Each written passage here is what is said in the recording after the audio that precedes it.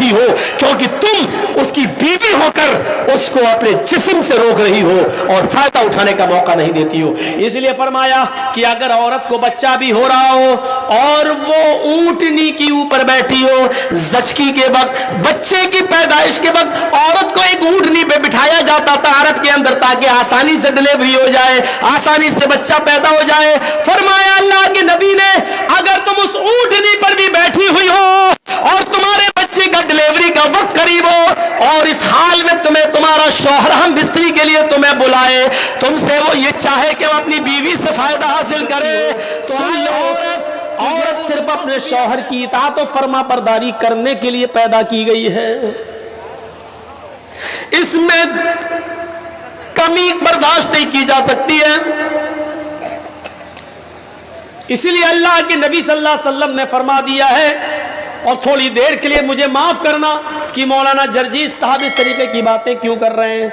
अल्लाह के रसूल ने इसीलिए इशारा किया है, आए ख्वातीन, आए लेडीज, आए औरतों, तुम्हारा शौहर थका हुआ, मांदा हुआ, परेशान हाल, बिजनेस करके, मजदूरी करके जब थका हुआ घर में आता है, तो औरत की जिम्मेदारी होती है कि वो अपने थके हुए शौहर का खुलकर इस्तेमाल करे।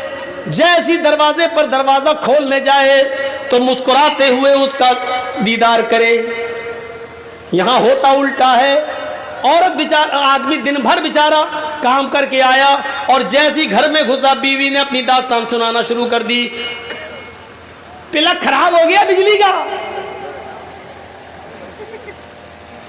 पंखा नहीं चल रहा है, मोटर फूक गया। अरे अल्लाह की बंदी, ये बात थोड़ी देर में भी कह सकती थी। तेरा शौहर घर में आया है, वो तेरा शौहर है, बिजली मैकेनिक नहीं है जो बिजली संभालेगा। आते ही अब आया, कब से बिजली खराब है, उसका मूड खराब हो गया। कम वक्त में तो दिन भर का थका हुआ आया हूं। बहुत सी औरतें शिकायत करती हैं, मेरा शौहर 12 बजे रात में घर में आता है, पता नहीं कहां बैठा रहता है, 1 बजे घर में आता है। मेरी बहनों, एक बात तुम्हें बताता हूं, सुनो।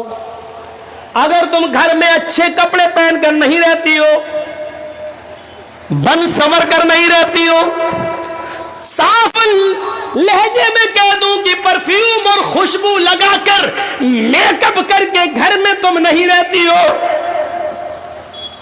तो फिर तुम्हें यह शिकायत करने का कोई हक नहीं है कि मेरा शौहर 12 बजे घर में आता है, 1 बजे घर में आता है। वो पूरी रात भी घर नहीं आएगा, क्योंकि जब तुम उसके लिए बन सवर कर तैयार ही नहीं हो, तो वो इतनी जल्दी आकर क्या करेगा तुम्हारे पास? बदबू सूंघेगा तुम्हारे पसीने की। उस औरत को शिकायत करने का कोई हक नहीं है। 12 बजे आता है, 2 बजे आता, हम तो कह रहे पूरी रात न जाए, भंगर मन के रहेगी, कौन जाए तेरे पास? हाँ, तुम्हारी शिकायत उस वक्त जायज है जब तुम बंद सवर कर अपने शौहर का इंतजार करो। औरत लिपस्टिक भी लगा सकती है। आती थी पहले लिपस्टिक, उसमें खिंजीर की चर्बी। अब सारी कंपनियों ने कह दिया है कि हम ये लिख के देने के लिए तैयार हैं कि हमारी लिपस्टिक में चर्बी, खिंजीर की चर्बी, सूअर की चर्बी की आमेजिश नहीं है। कंपनियों ने इस बात का प्रमाण पेश किया है और गवाही दी है। अगर ये कन्फर्म हो कि सूअर की चर्बी है तब तो नहीं लगा सकती है, लेकिन नहीं है तो लगा सकती है। और शौहर के लिए बाहर नहीं, बाहर जा रही लिपस्टिक लगा के पता नहीं, ऐसा लगता है जैसे किसका खून पी के आ रही हो। अपने घर में रहो, आदमी ज़्यादा से ज़्यादा यही समझेगा ना घर की अपने आदमी का खून पिया, वो तो पियो, वो तो रोज़ पी रही हो, तो कोई फर्क नहीं पड़ता। अपने अगर आपका शौहर लिपस्टिक को पसंद करता है तो आप घर में लिपस्टिक लगा सकती हैं, क्रीम पाउडर लगा सकती हैं, रंग जाहिर हो ऐसा मेकअप आप इस्तेमाल कर सकती हैं। मर्द की जीनत, मर्द की खुशबू वो है जिसका रंग जाहिर ना हो, खुशबू उठे, खुशबू उठे, ये मर्द की जीनत है। क्या है? रंग जाहिर ना हो। मसलन मर्द लिपस्टिक नहीं लगा सकता, लेकिन खुशबू खूब लगाए, जितनी लगा सकता, जन्नतुल फिरदौस लगाए, ऊद लगाए, कस्तूरी लगाए, ये लगाए, खुशबू उड़ रही हो, मर्द लगा सकता है, लगा के कहीं भी जा सकता है। लेकिन औरत खुशबू लगा के घर से बाहर नहीं निकल सकती है। लेकिन औरत की जीनत उस मेकअप में है जिसका रंग जाहिर हो और खुशबू दबी हुई हो, खुशबू दबी हुई हो। और रंग जाहिर होगा, लिपस्टिक लगाएगी तो रंग जाहिर होगा, क्रीम पाउडर लगाएगी तो रंग जाहिर होगा। ये औरत का मेकअप है। लेकिन औरतों, मेरी माँ बहनों, ये सारे हथियार सिर्फ अपने शौहर पर इस्तेमाल कर सकती हो, किसी दूसरे गरीब इंसान पर नहीं। वो तो मर जाएगा बेचारा, शौहर को मारो। इसलिए कि तुम्हें ये सारे हथियार चलाने की इजाजत शरीयत ने दी है, लेकिन शौहर पर, किसी और पर नहीं। फरमाया तुम्हारा शौहर घर पे आता है, तुम उसकी थकान दूर करो, हंस कर उसका इस्तेमाल करो, मुस्कुरा कर उसका जवाब दो।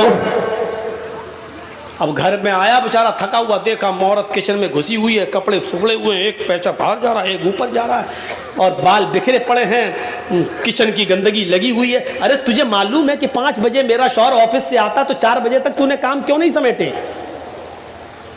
अपने शौहर का इस्तेमाल अच्छे कपड़ों में, अच्छी खुशबू में, अच्छे मेकअप में क्यों नहीं किया? अब सोच रहा घर पे जाऊं तो अपनी बीवी से गले मिलूं, थका हुआ हूं, कुछ सुकून हासिल करूं। घर में क्या देखा, ये तो भंगन बनी बैठी, गुस्से में आया, तलाक तलाक तलाक। इससे तो अच्छा मेरी ऑफिस वाली थी, कम से कम बंठन के बैठी थी।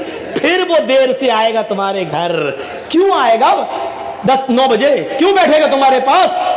घर में आता तुम भंगन बन के रहती हो, तो फिर ऑफिस वाली ही को ना पसंद करेगा। मैं ये नहीं कह रहा हूं कि वो जायज है, वो गलत कर रहा है, लेकिन उससे ज्यादा गलत तुम कर रही हो, क्योंकि तुम उसकी बीवी होकर उसको अपने जिस्म से रोक रही हो और फायदा उठाने का मौका नहीं देती हो। इसलिए फरमाया कि अगर औरत को बच्चा भी हो रहा हो और वो ऊंटनी के ऊपर बैठी हो, जचकी के वक्त, बच्चे की पैदाइश के वक्त औरत को एक ऊंटनी पे बिठाया जाता था अरब के अंदर, ताकि आसानी से डिलीवरी हो जाए, आसानी से बच्चा पैदा हो जाए। फरमाया अल्लाह के नबी ने, अगर तुम उस ऊंटनी पर भी बैठी हुई हो और तुम्हारे बच्चे का डिलीवरी का वक्त करीब हो और इस हाल में तुम्हें तुम्हारा शौहर हम बिस्तरी के लिए तुम्हें बुलाए, तुमसे वो ये चाहे कि वो अपनी बीवी से फायदा हासिल करे, तो आए औरत, तुझे उस वक्त भी अपने शौहर के पास जाना पड़ेगा, इसलिए कि उसके दिल में लगी हुई आग को तेरे अलावा कोई बुझा नहीं सकता है।